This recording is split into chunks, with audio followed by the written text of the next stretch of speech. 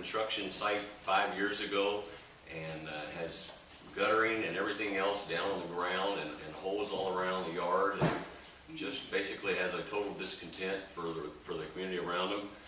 We need to pinpoint that one project. We need to make sure that that can't continue.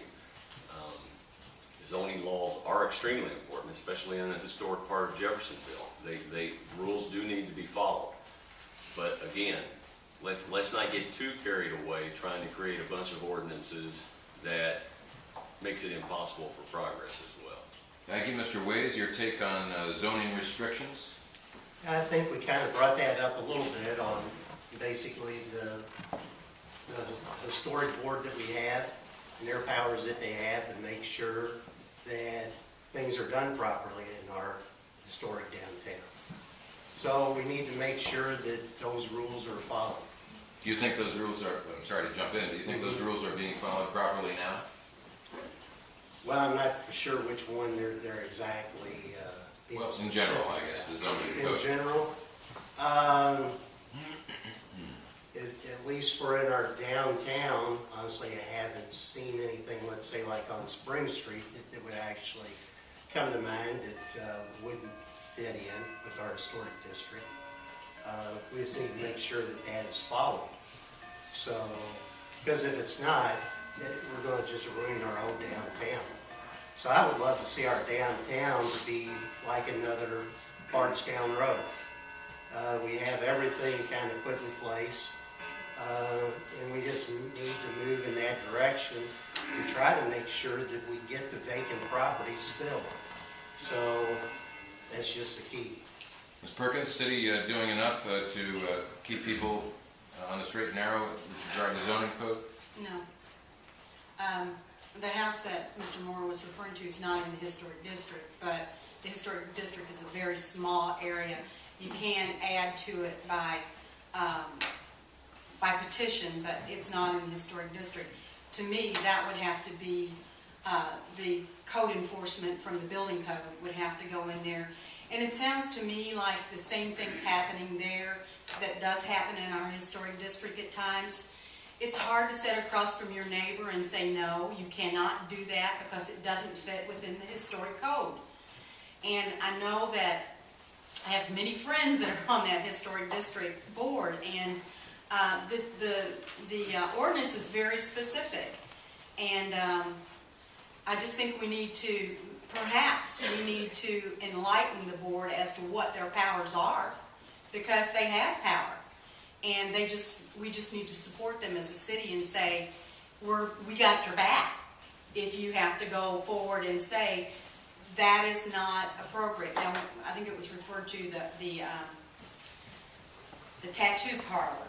I don't think there's anything in the historic district ordinance that keeps a tattoo parlor from opening up. That has to be the plan. We have to have a plan. I've said this before tonight, that we sit down and we say, what do we want our downtown Jeffersonville to be? Do we want it to be a Frankfurt Avenue? Do we want it to be an antique row? What do we want it to be? And then we say, come, this is what we want. We want you in our community. And no, we don't want you in our community, or at least with our incentives, we'd say we don't. Mr. Galligan, how do you feel about tattoo parlors? I never got one, and I don't see you getting one in the future. Well, let me, that was an attempt at levity, but let me ask you, do you think, is the zoning code as presently constituted in the city of Jeff, is it being enforced properly? It's being enforced to the best of our ability right now, because there are restrictions. You just can't go in and say, well, I don't like that, and this is what the rule is. You have due process. You have to have, people have rights, they get attorneys. It gets drug out for a long period of time because everybody has a right to defend themselves, and you have to give them time to remediate the problem or address it. And we have torn several houses down because they were not livable. We have done a lot of things to help improve things. People buy property and try to milk it and get everything they can out of it, not do anything to improve it, and just take the money out of it.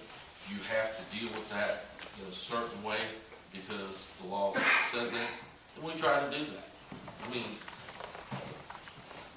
it's really tough to take a piece of property that somebody lives in and they don't have money and say, you gotta fix it up. And if it's a landlord who won't fix it up because all he wants to do is take the money out, you gotta cite him in, you gotta deal with him, and that takes a while. We have done that, and we do it every day. We have code enforcement officers out every day citing people and doing things. We tow cars, we do everything we can to make sure we clean the neighborhoods up, but there's always more to do because people sometimes don't have as much pride in their neighborhood as their neighbor. And you try to instill that in them, but it's really hard to do. But we do the best we can, and we try to improve every day on that. But the law is the law, and you have to give people the right to defend themselves and the right to remediate the problem. And tattoo parlors do not belong in downtown Jeffersonville. I'm sorry, it didn't go in, but you have to go through the process. You can't just say, I don't like it, and stop it.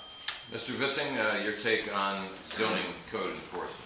I belong to the Estates of Cherokee Heights Neighborhood Association, very similar to yours as far as, you know, we're the first line of defense against that sort of stuff. In other words, if in my neighborhood, I'm not supposed to park a trailer in the driveway or a boat or park it out front. So the first letter comes from them, and that's a way of lessening the size of government, and that's where the people are actually playing a part in that. As mayor, I will do the best I can at having the best code enforcement that I can get. With me not being a current mayor or a past mayor, this is an area I'd be disingenuous to you if I told you I knew everything about that. But I would just try to follow all the codes and especially keep let the neighborhood associations do their part and let the city come in afterwards. All right, thank you all for your comments on that particular issue. Folks, I gotta tell you, I have to go to bed pretty soon because I have to be at work at 3:30 in the morning. But I would like each of you to consider